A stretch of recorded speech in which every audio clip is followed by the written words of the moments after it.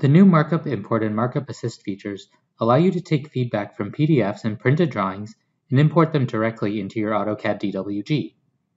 Here we're using AutoCAD Mobile to scan a printed drawing.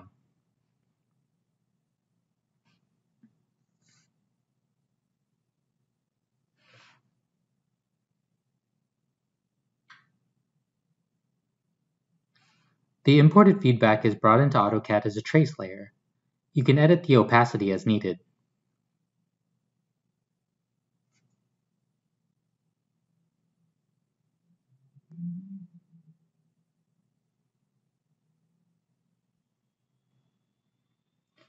With Markup Assists, AutoCAD will recognize the written feedback and help you insert it as text directly into your drawing.